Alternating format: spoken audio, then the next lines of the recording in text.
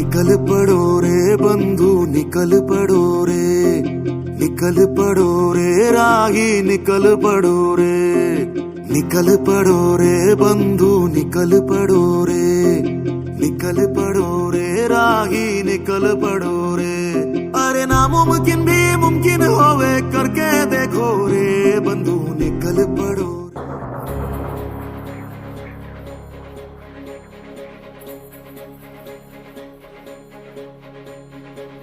एकजुटीने पेटले राने तुफान आले या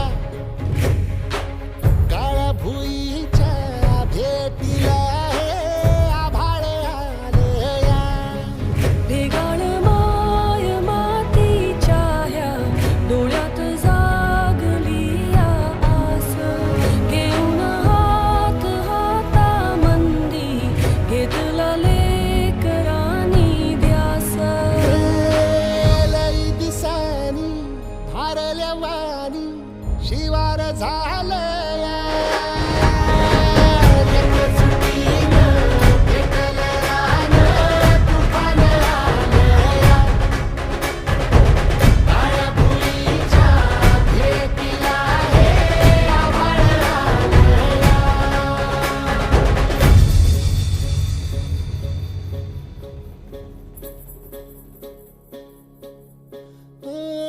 पिचलेला इझलेला टाहो कधी न कुणा कळला तळमळलीस तू करपुनी हिरवा पदर तुझा जळला छळ केला पिढी जात तुझा ग उखडून वनराई अपराध किती झाले पण आता शरण तुला आई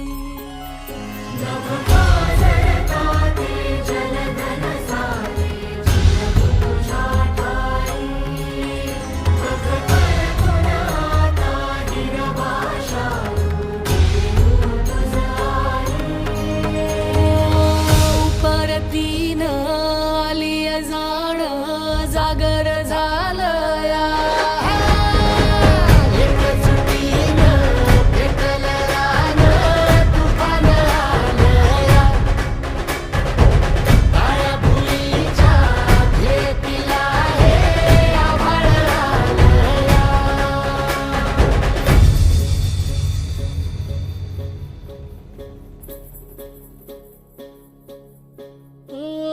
जरी रुजलो उदरात तुझ्या कुशीत तुझ्या घडलो स्वार्थाचे तट बांधत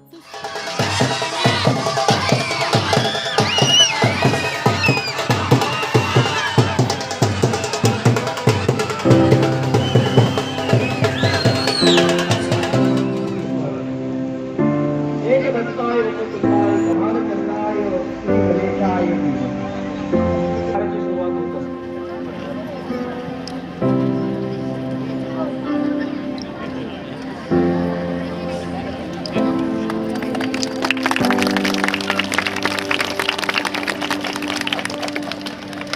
तर या ठिकाणी होत आहे सर्व मान्यवरांचं पुनश्च एकदा स्वागत करतो.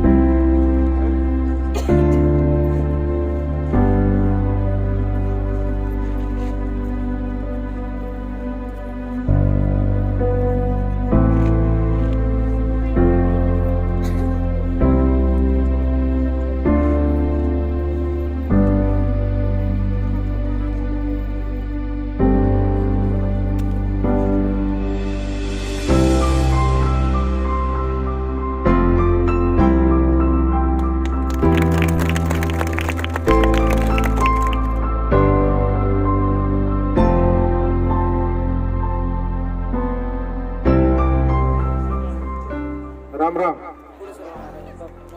राम राम. तर काही गोष्टी अशा असतात की ते वेळ आल्याशिवाय होत नाहीत. आपलं जे भेटणं जे होतं ना ते ह्या वेळेला होतं. ही वेळ कुठली आहे माहिती? कुठली? आपण दिवा कधी लावतो? 5 वाजता लावतो का संध्याकाळी लावतो? हा, लक्ष्मी यायच्या वेळेला. हे शुभ लक्षण आहे का कसं आहे? वा, तर इथं जमलेत ना तर ह्या गावासाठी हे सगळं शुभ लक्षण आहे. दिवा लावायच्या वेळेला हा तिथं आलेलो आहे आपण सगळी एकत्र आलोय. त्याच्यामध्ये बऱ्याच महिला, जसे वावटच्या सुनीताताईचा मला फोन आला की तात्या आम्हाला स्वयंपाकाला जायचे, आणि बरोबर आहे, म्हणजे ते 4 वाजता 3 वाजता काही लोक निघाली तिथे गावात. तर पुन्हा एकदा मी माझ्या टीमच्या वतीनं, पाणी फाउंडेशनच्या वतीनं मनापासून म्हणजे मला माफी मागायची आहे तुमची, पण वेळ माझ्या हातात नव्हती ती खऱ्या अर्थाने. तर याच्यामध्ये या सगळ्यांचा उल्लेख करण्यापूर्वी आपण सत्कार का टाळला त्याच्यावरती मी फक्त 1 मिनिट बोलतो. आणि ही प्रथा तुमच्या गावाला लावून घ्या.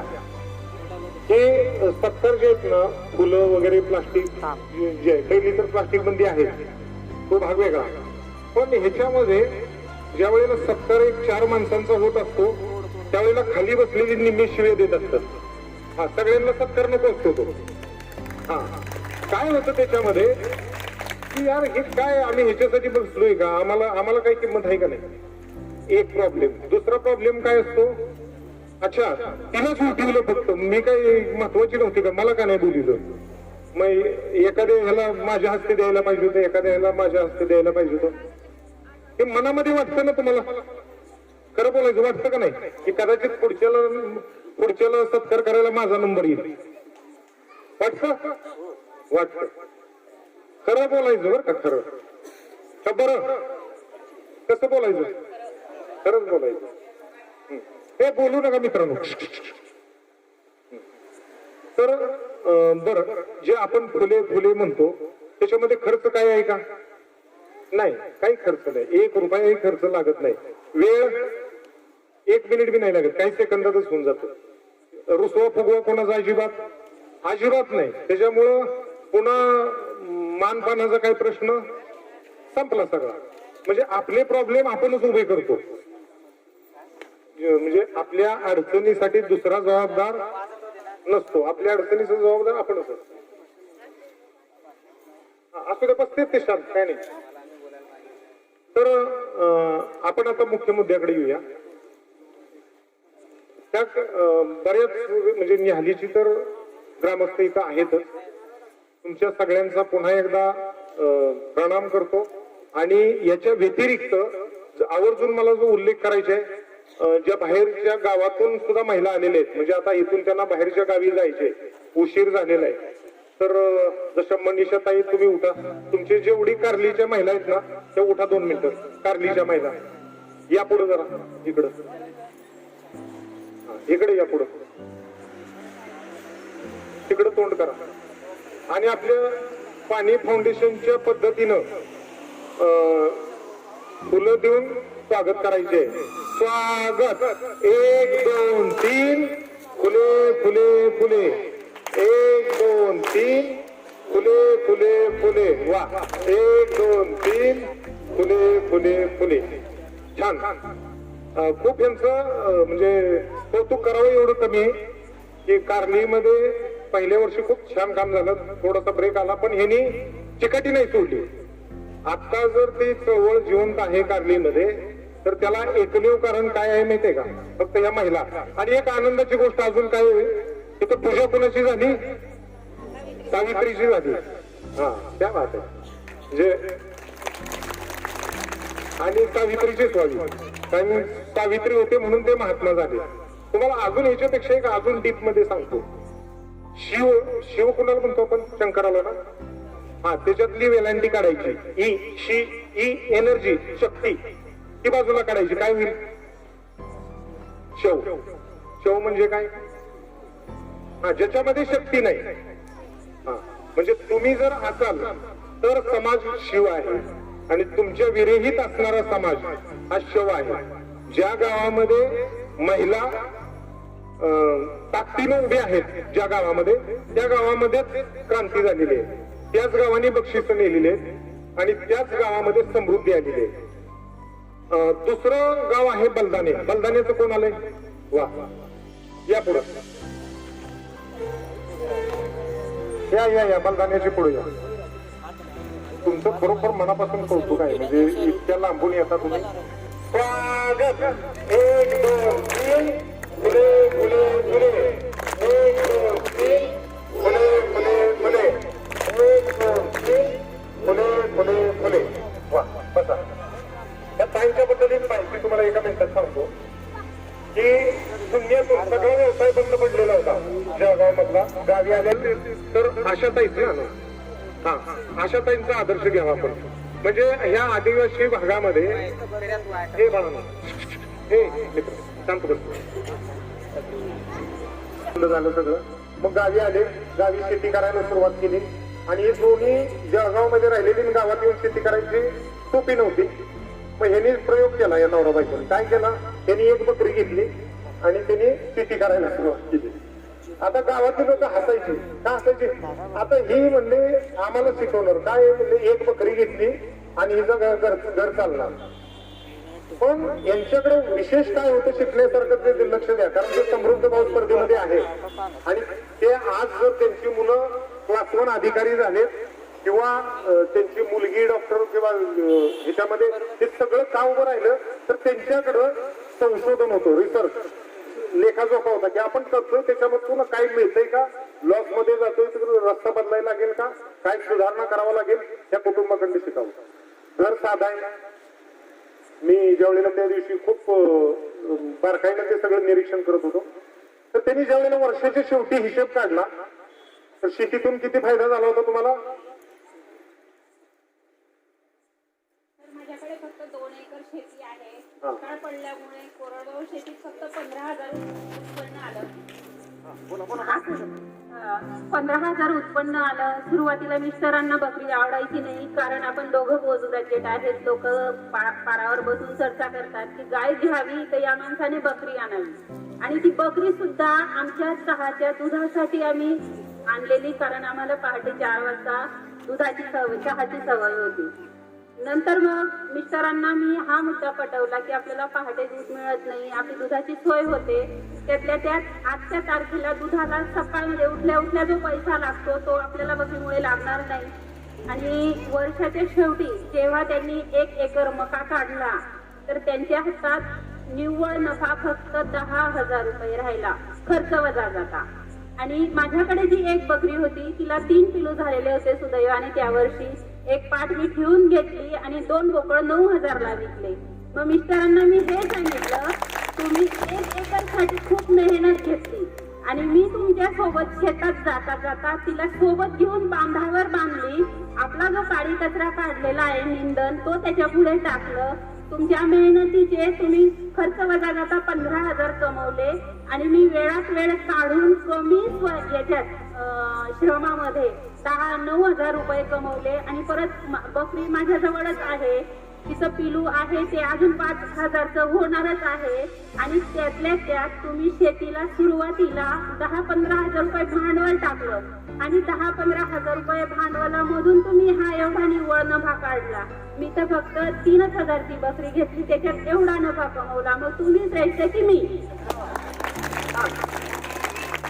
काय हे माहितीये का, याच्यामध्ये आपली ही स्पर्धा हेच सांगते की तुम्ही जे काम करताय ते डोळे झाकून करू नका. म्हणजे माझ्या आजोबानं केलं, जसं दांडी रवली तशीच मी रवणार ऊसाची, जसं त्यानं पेरलं तसंच मी पेरणार, जसं त्यानं काढलं तसंच मी काढणार, या भानगडीत पडू नका.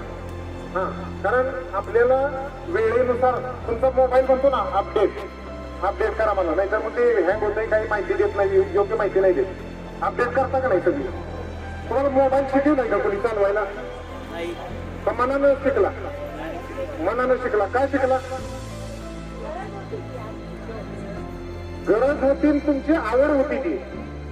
आपली आवड बनवा. समृद्धी जी आहे आपलं स्वप्न काय आहे, ही जी स्पर्धा जी आहे ना आपली, ते एक स्वप्नातलं गाव. त्या स्वप्नामध्ये काय आहे आपल्या, की पहिली गोष्ट त्या स्वप्नामध्ये मला वर्षभर पिण्याच्या पाण्यासाठी कुठेही भटकंती करायला लागू नये, पहिली गोष्ट. बरोबर आहे का नाही. आता रवी सर सांगत होते किती 2-2 किलोमीटर आम्ही हंडी घेऊन जायचं आणि मी इथनं जाताना बघायचो हे लाईन लागलेली असायची त्या हंडीच्या. म्हणजे सकाळी पाणी 7ला लागायचे, रात्रीच्या 12 वाजता हंडी बांधलेली रस्त्यानं सगळ्या. तेव्हा आवत मधलं पाहिलं मी चित्र. रात्री 11 वाजता निघालो तर 11 वाजता नळाला पाणी. काय म्हणजे वेगळं आहे सगळं विचित्र. तर पहिली गोष्ट आपली. दुसरी गोष्ट काय आहे, जी माझ्याकडे जनावर आहेत त्याला प्यायला पाणी मिळालं पाहिजे. तिसरी गोष्ट, या 2 गोष्टी मूलभूत गरजा आहेत. तिसरी गोष्ट आहे की माझा खरीप आणि रब्बी हंगाम हा पाण्या इमान वाळून जाऊ नये. बरोबर आहे. 2 पिकं तरी मला वर्षातली मिळालीच पाहिजेत. हक्क आहे माझा त्याच्यावर. आणि तो हक्क मला घेण्यासाठी मला जे काही करायचे ट्रेनिंगच्या माध्यमातून जे मला मिळणार आहे ते मी सगळं करणार. ही मानसिकता आपली पाहिजे आणि मला ते करायचे. म्हणजे जसं तो माझा अधिकार आहे तर सांगत असतात नेहमी की काही उपकार नाही करायचा आपण कुणावरती उपकार नाही करायचे. समजा स्पर्धेमध्ये भाग घेतलाय तर पाणी फाउंडेशन वरती उपकार आहे, न्याहली गावावरती उपकार आहे, सरपंचावरती उपकार आहे, निसर्गाचं आम्ही काम करतोय तर निसर्गावरती उपकार आहे. अजिबात नाही. तुमच्या माहितीसाठी सांगतो की या निसर्गाचं काहीही बिघडत आपण म्हणतो अरे निसर्गाचं काय होणार, ते हवामान बदल झाला, ते होणार काय नाही होणार. आपण जन्माला आलो, सगळ्यात पहिले जन्माला कोण आलं माहिती का या सृष्टीमध्ये? आकाश. पुन्हा कोण आलं? वायू. पुन्हा कोण आलं? अग्नी. पुन्हा कोण आलं? पाणी. पुन्हा कोण आलं? पृथ्वी. पृथ्वीच्या नंतर कोण आलं? समुद्राच्या तळाचा एकपेशीय जीव, बहुपेशीय जीव, पुन्हा मग वनस्पती, हे अमिबा वगैरे. त्याच्यानंतर मग ज्याला आपण 84 लाख योनी म्हणतो ना, भूचर, खेचर, जलचर, उभयचर, हे सगळे पशु पक्षी प्राणी सगळे आले. आणि मनुष्य कधी आला? त्या सगळ्यात शेवटी आला. कधी आला? सगळे निसर्गाच्या शाळेत कोण आहे का? निसर्गाची धमाल शाळा झाली की निश्चित. हात वर करा ना निसर्गाच्या धमाल शाळेत. वा. हा, त्याला घड्याळ, निसर्गाचं घड्याळ माहिती आहे त्याला, टाळ्या वाजवते. मनुष्य कधी आला माहिती आहे का? तर 24 तासाचं घड्याळ जर केलं आपण तर 24 तासामध्ये शेवटच्या म्हणजे 59 मिनिटं गेली, 59 सेकंद गेले आणि शेवटच्या सेकंदात कोणाला? मनुष्याला. म्हणजे ईश्वरानं काय केलं की मनुष्याला येण्यापूर्वी हे सगळं रेडी केलं सेटअप. आता मी एक असा जीव अवतरित करतो या धर्तीवरती की माझं काम कधी होईल मी त्याला जबाबदारी देतो आणि हा सृष्टी छानपैकी चालला. आणि त्यानं मनुष्याला जन्माला घातला. मग पुढं काय झालं?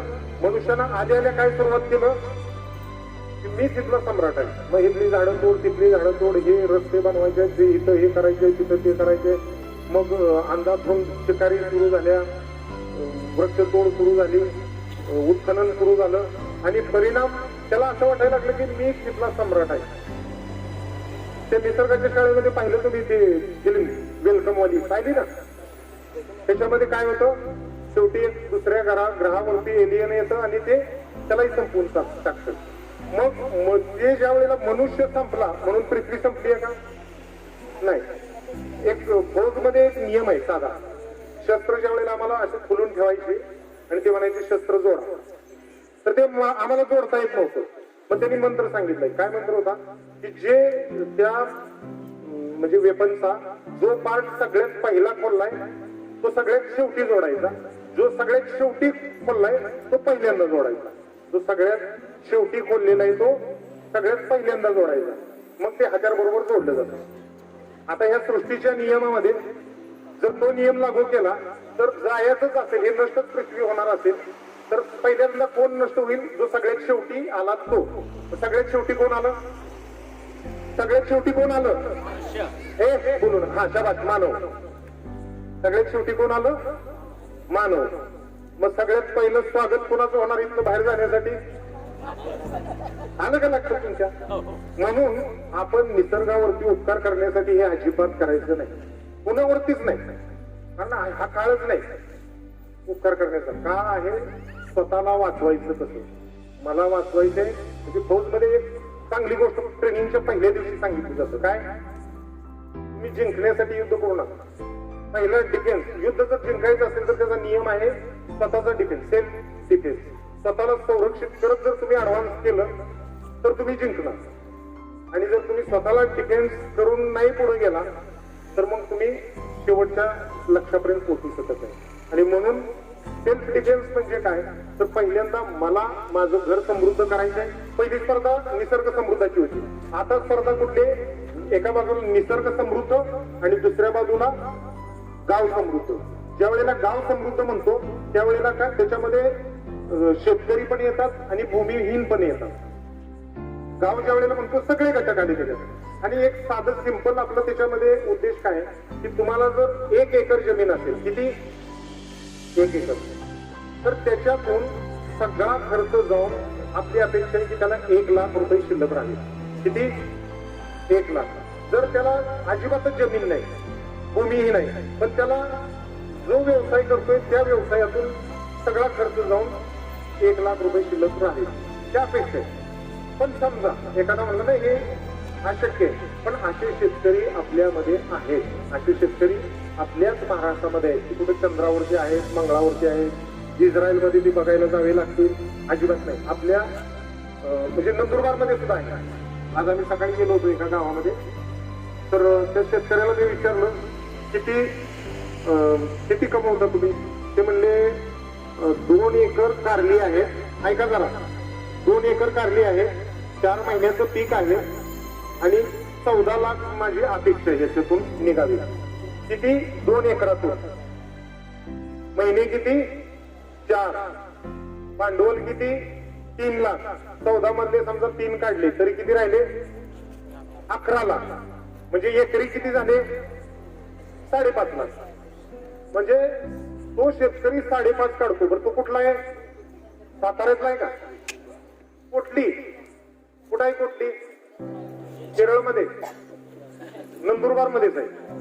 सांगण्याचा उद्देश, जर तो 5.5 लाख काढतोय, आपण तर म्हणतो की आम्हाला 1 लाख काढायचे, अवघड आहे का?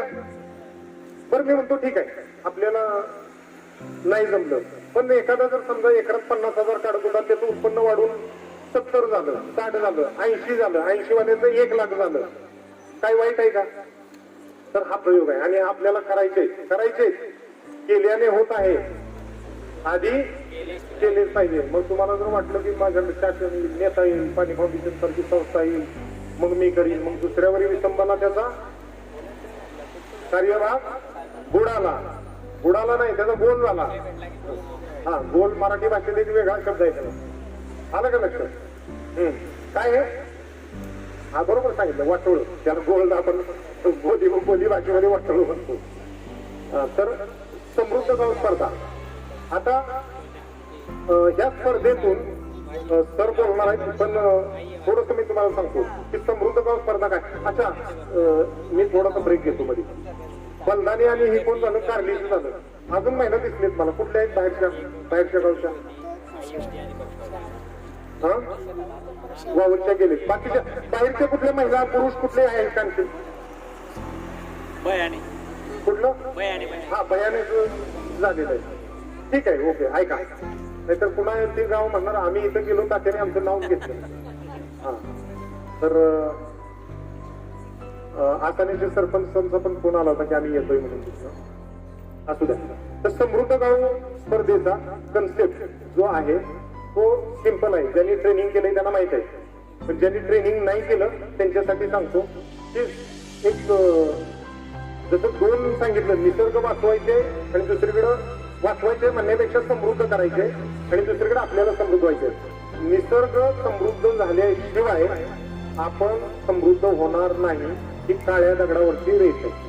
निसर्ग समृद्ध करायचं म्हणजे नेमकं काय करायचं? तर आपल्या गावातली माती ती समृद्ध पाहिजे. समृद्ध पाहिजे म्हणजे काय?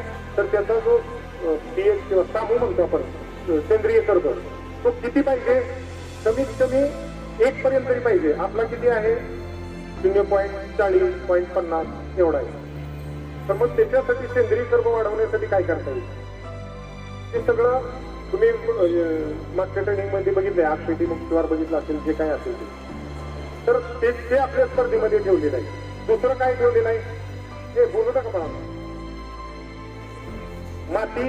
त्याच्यानंतर 1 नंबर पासून जर सुरुवात करायची झाली तर सगळ्यात पहिलं आहे जलव्यवस्थापन. की जे पाणी आपण स्पर्धेमध्ये, आता तुमचा नंबर आलेला होता, आला ना? यालीचा नंबर आला का नाही आला? किती लाख बक्षीस मिळालं? हा, 6. पण पाणी किती लाखाचं आलंय? आहे का त्याचा हिशेब? नाही. म्हणजे मानवानं दिलेलं जे बक्षीस असतंय त्याचं मूल्यमापन होतं आणि जे निसर्गानं दिलंय त्याचं मूल्यमापन होतं का? कारण तो अनंत आहे, देतो अनंत हातानं. आणि त्याच्यामध्ये मी सकाळी पण बोललो, ते अनंत हातानं का मिळतं माहितीये का? आपला एक निसर्गाचा नियम आहे, एक दाना पेरला की एक कणीस मोठं येतं. एक थेंब तुम्ही घामाचा गाळला का नाही की एक टँकर आला वरनं. पण तुम्ही दरवर्षी किती टँकर घाम गाळता त्याच्यावरती अवलंबून आहे की तुमच्याकडे किती पाणी येणार आहे वरनं, किंवा ती किती दिवस पुरणार आहे तुम्हाला. हा, तर जल व्यवस्थापन हा मुद्दा त्याच्यात महत्वाचा आहे. जल व्यवस्थापनाच्या नंतर आहे मृदा आणि जलसंधारण. म्हणजे आपले काही जुन्या रचना तुटलेत का, गाळ काढलाय का, हे मृदा आणि जलसंधारण. तिसरा एक महत्वाचा जो घटक आहे की एप्रिल 2018 पासून आपण किती झाडं लावली आणि किती जगवली. किती लावायचे? तर प्रत्येक व्यक्तीनं कमीत कमी 3 झाडं. किती? 3. मग तुम्ही ते ह्याच्यातून लावा, बिहार पॅटर्न मधनं लावा, नाहीतर बांधावरची फळबाग लागवड असेल त्याला MG नरेगा मधून पैसे पण मिळतात, आपल्याला रोजगार मिळतो. पण झाडं 3 पाहिजेत कमीत कमी. त्याच्या पुढे काय आहे? संरक्षित पुरण क्षेत्र. गवतासाठी ज्या गावामध्ये गवत आहे तिथली माती वाहून जाणार नाही. मी नेहमी सांगतो, माती म्हणजे आई. ती वाहून गेली म्हणजे आई गेली की बाप पण जातो. बाप म्हणजे कोण? पाणी. ती दोघं निघून गेली, घरात आई वडील निघून गेले की तिथं दारिद्र्य. आणि शेतातलं माती आणि पाणी गेलं की तिथं बी दारिद्र्य. हे दोघांचा सांभाळ करायचा. तिकडं वृद्धाश्रमात जाऊन द्यायची नाही, तिने इथं सांभाळायची. पुढचा जो मुद्दा आहे संरक्षित गवताचं पुरण क्षेत्र झाल्याच्या नंतर स्वच्छ पेयजल आहे. किंवा जे मगाशी मी तुम्हाला सांगितलं की शेतकऱ्यांचं म्हणण्यापेक्षा गावकऱ्यांचं उत्पन्न वाढवणं.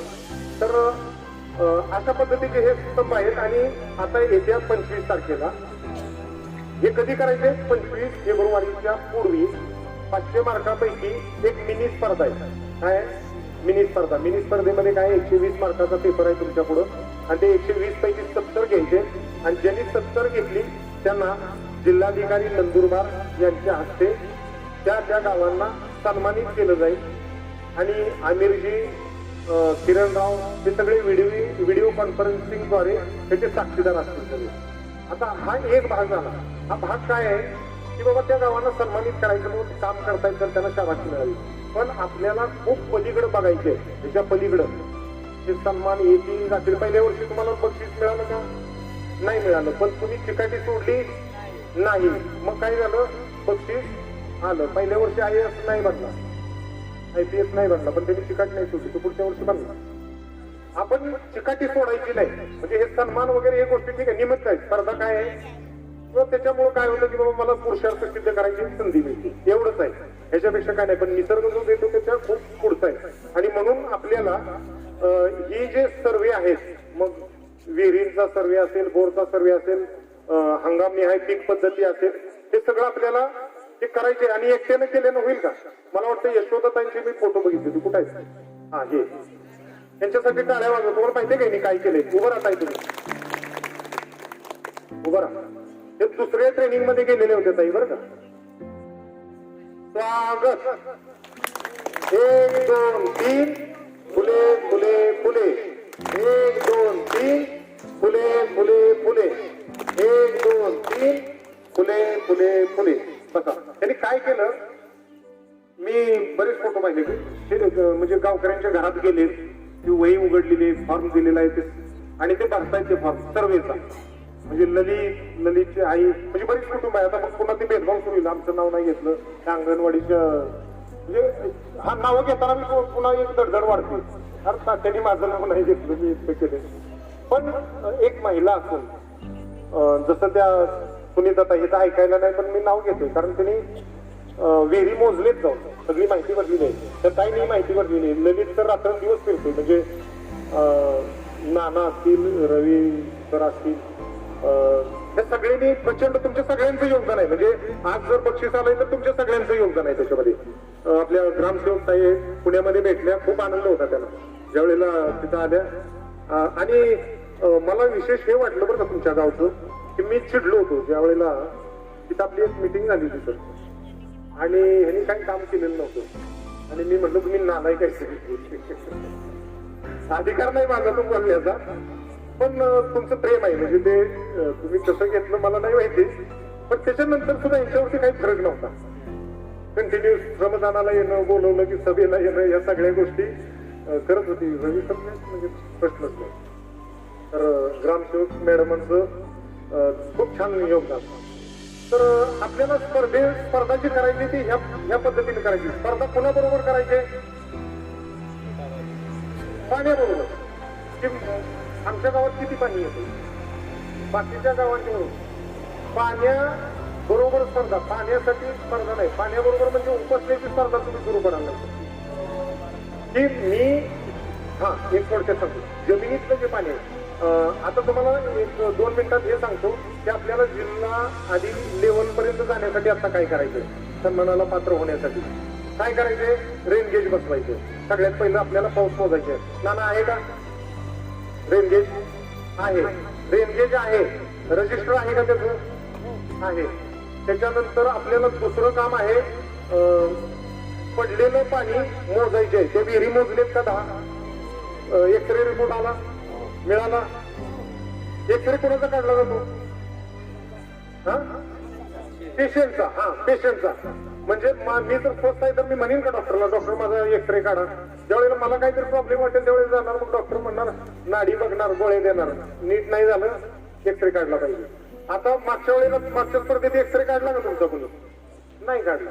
आरोग्य तक्ता बनवला. पण आता एक्सरे काढल्यानंतर काय दिसतं? जे पडद्याच्या पलीकडे आहे, कातडीच्या आत काय आहे ते दिसतं. त्या एक्सरेतून आपल्याला हे दिसलं की न्याहाली गावामध्ये पाणी किती, विहिरी म्हणजे खोली किती आहे, किती मीटर पाणी गच्च भरलेलं होतं. डिसेंबर मध्ये किती मीटर आम्ही उपसलं. पण डिसेंबर मध्ये समजा आम्ही 3 मीटर उपसलं आणि त्या विहिरीमध्ये टोटल 9 मीटर पाणी आहे. 3 मीटर उपसलं, किती राहिलं? 6 मीटर राहिलं. महिने किती आहेत पुढं? महिने किती आहेत? पुढच्या जून मध्ये पाऊस पडणार माहित नाही, जुलै मध्ये पडेल, पण 6 महिने थांबलं. मग जर तुम्ही November, December, October, November, December 3 महिन्यात 3 मीटर उपसले आहे, 6 मीटर शिल्लक. आणि आता बाष्पीभवनाचं प्रमाण वाढणार, तुमची उपसा वाढला. तर तुम्हाला ह्या एक्सरे मध्ये काय करणार की हे पाणी आपण कसं वापरायचं. एखाद्या विहिरीचं समजा डिसेंबर मध्ये 6 मीटर उपसलं, खाली राहिले 3 मीटर, तर पुढचे 6 महिने पुरेल का ते पाणी? एक्सरे मध्ये हे कळेल आपल्याला. आणि हे अशा प्रकारचे सगळे एक्सरे येणार आहेत आपल्याला. आणि तुम्ही तुमच्या गावाचे डॉक्टर बनणार आहे. तुम्हीच सांगणार या विहिरीला पाणी का कमी आहे, मग तुमच्यापैकीच म्हणणार हा जास्त उपसत असेल. किंवा आपल्याला त्यातून काय कळेल की इथं काम करण्याची गरज आहे. ज्या अर्थी पाणी कमी येते, ज्या अर्थी तिथं कमी मुरलंय म्हणजे तिथं काम करण्याची गरज आहे. किंवा हे कळेल की बाबा हे माथ्यावरची विहीर आहे, तिथं मुळातच पाणी कमी आहे, तर आपण पिकं कशी घ्यायचे, तिथं कमी पाण्याची घ्यायची किंवा 4 महिन्याची शिल्लक असेल तर 8 महिन्याची. तर हे एक्सरे सगळं आपल्याला हे सांगेल. तर 2 गोष्टी झाल्या, एक रेनगेज आणि दुसरं काय झालं, विहिरीची पाणी पातळी मोजणं. तिसरं काय करायचं आपल्याला, टोटल विहिरींचा सर्वे. सुरुवात झाली का तुमची?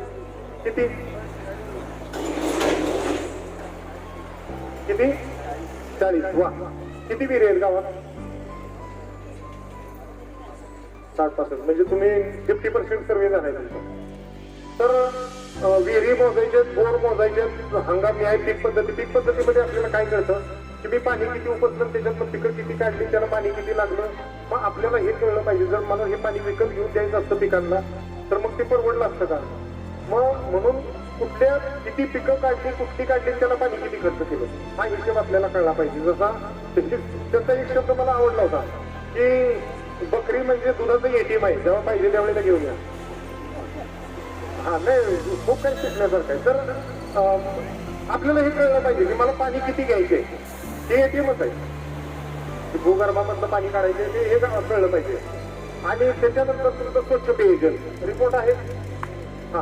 रिपोर्ट आहेत. स्वच्छ पेयजल म्हणजे त्याच्यामध्ये जैविक आणि तुमचे रासायनिक घटक किती आहे, ते पाणी पिण्यासारखं आहे का, काय आहे, तर त्याचे रिपोर्ट आपल्याला नाही.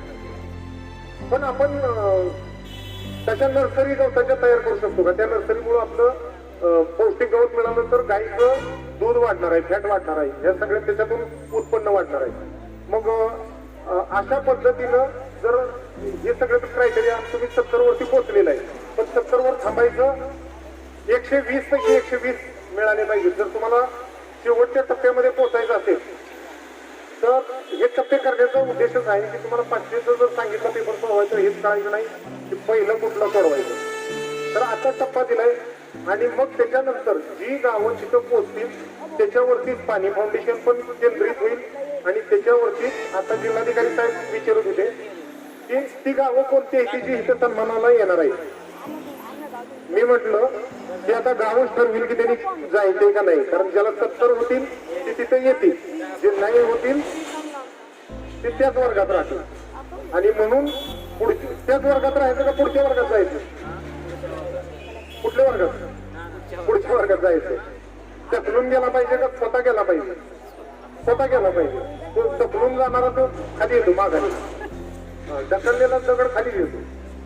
त्याच्यामुळे ढकलायची गरज नाही पडली पाहिजे. आणि मग त्याच्यापेक्षा 120 जर आता घेतली तर मग पुन्हा जी राहिलेली मार्क आहेत आपल्याला किती राहिली 380 त्याचे टप्पे असतील.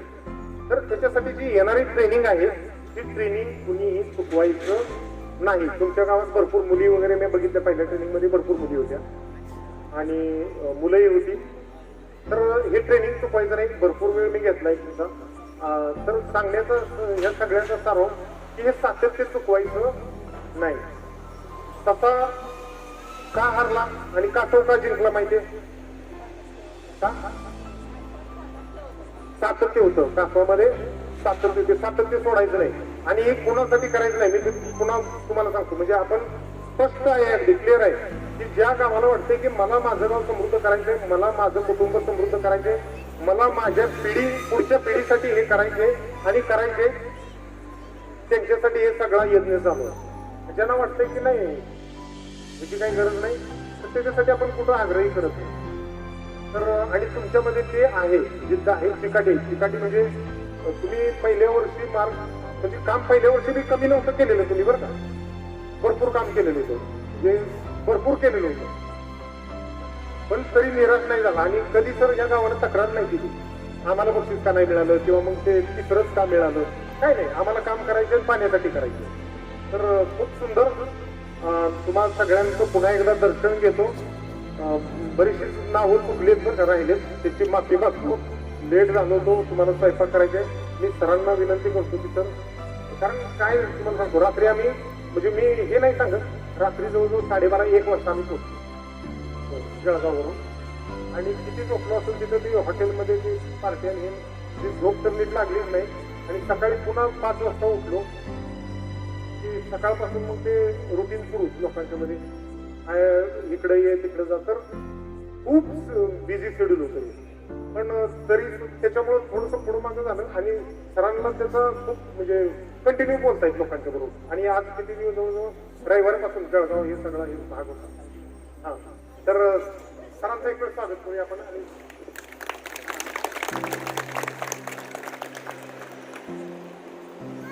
आदरणीय मंच आणि बऱ्याच वेळापासून इथे बसलेले बंधू भगिनींनो, मित्रांनो, मैत्रिणींनो, खूप खूप आनंद होतोय की तुमच्यासोबत संवाद साधण्याची ही एक संधी मिळते. सर्वप्रथम मला तुम्हाला काही प्रश्न विचारायचे. माझा प्रश्न असा आहे की स्पर्धेत भाग घेऊन मला पाणी मिळालं का? पाणी थोडं वाढलं का? बरं ठीक आहे, पाणी वाढलं ते वाढलं, पण तुम्हाला स्पर्धेतनं भाग घेऊन ते श्रम करून घाम गाळून आनंद मिळाला का? अरे वा, खऱ्या अर्थाने आनंद मिळाला. आणि स्पर्धेत भाग घेऊन आपला आत्मविश्वास वाढला का? म्हणजे या प्रक्रियेतनं आपल्याला 3 गोष्टी मिळाल्या. आपल्याला आनंद मिळाला, आपल्याला पाणी मिळालं आणि आपला आत्मविश्वास वाढला. शेतकऱ्याची कंपनी आहे, किती सभासद आहेत? 850. कुठे आहे ती कंपनी? तर आपल्याच खानदेशात म्हणजे नाशिक मध्ये आहे. फार दूर नाही आपल्यापासून. नाशिक आपल्यापासून फार दूर आहे का? नाही. एक जिल्हा सोडला की नाशिक. आपल्याच खानदेशातील, आपल्याच नाशकातील, आपल्याच मराठी माणसांनी, शेतकऱ्यांनी तयार केली, उभी केलेली 850 सभासदांची कंपनी. वार्षिक सर्वसाधारण सभा सुरू झाली, मोठा असा पडदा लावला होता, त्याच्यावरती त्यांची अकाउंट आली की गेल्या वर्षी आपली उलाढाल केवढी झाली. तर म्हणजे उत्पन्न केवढं होतं, इन्कम केवढं होतं त्या कंपनीचं. तर आता मी तुमच्यापैकी कोणी मला सांगू शकतं की या 850 महाराष्ट्रातल्या शेतकऱ्यांच्या कंपनीची वार्षिक उलाढाल गेल्या वर्षी किती असेल, किती असेल त्याचं इन्कम सांगा मला, कोणी सांगू शकतं? एक अंदाज लावा.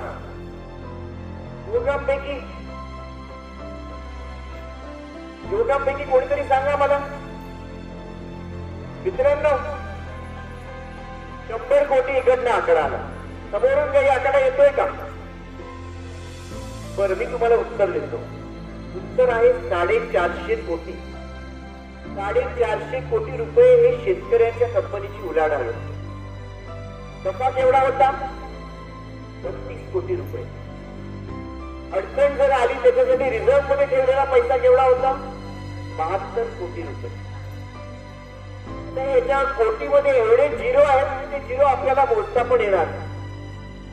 हे का सांगतोय? हे या कारणासाठी सांगतोय की हा जो नाशिकचा शेतकरी आहे, हा काही वेगळ्या ग्रहावरनं आलाय का? मंगळावरनं आला, चंद्रावरनं आला? एलियन आहे का? एलियन नाहीये ना, दुसऱ्या ग्रहाचं नाहीये. तर ते करू शकतात, तर मग आपण करू शकतो की नाही? युवक मंडळी काय म्हणता तुम्ही? आपण करू शकतो की नाही? तर आपल्याला ते शिखर गाठायचं आणि आपल्याला या स्पर्धेअंतर्गत हे ज्ञान, ही माहिती, हे नेटवर्क अतिशय चांगल्या चांगल्या लोकांबरोबर मिळण्याची संधी या स्पर्धेअंतर्गत आपल्या सर्वांना मिळणार आहे. कारण आपली इच्छा आहे की पुढच्या 1.5 वर्षात आपलं न्याहाली गावाचं नाव नंदुरबार मध्ये तर आहेच, पण आपल्याला महाराष्ट्रभर नाही तर देशभर करायचं. आणि फक्त न्याहाली नव्हे, इथे इतर जेवढी गावं, मला प्रत्येकाचं नाव आता आठवत नाही, पण ही संधी आहे आपल्यासाठी आपलं जीवन घडवण्याची, आपलं जीवन बदलण्याची, आपली स्वप्न साकार करण्याची, आपल्या कर्तृत्वातनं, आपल्या ज्ञानातनं, आपल्या कष्टातनं, आपल्या एकीतनं. तर हा प्रवास मला वाटतं आपल्या सर्वांसाठी खूप महत्वाचा आहे आणि खूप आनंद देणारा असेल. जशी मजा आपण वॉटर कपची घेतली, जसा आनंद आपण घेतला, जशा आपण घोषणा दिल्या, जसं आपण सगळे एकत्र आलो, तशीच पुन्हा वारंवार आपल्याला संधी मिळणार आहे. सुदैवाने कोविडची परिस्थिती दिवसेंदिवस सुधारत चाललेली आहे. आपण सर्वजण आशा करूया की या वॅक्सिनच्या प्रोसेसने ते संकटही टळेल आणि आपण सर्व ज्या जोशाने रानात उतरून गेल्या वर्षी जसं काम केलं, तशीच संधी आपल्या सर्वांना पुन्हा मिळेल आणि आनंदाने, एकोप्याने, सहकार्याने, प्रेमाने आपण आपलं जीवन, आपल्या गावाचं जीवन हे अतिशय समृद्ध करू ही इच्छा व्यक्त करून मी माझं म्हणणं बंद करतो. धन्यवाद.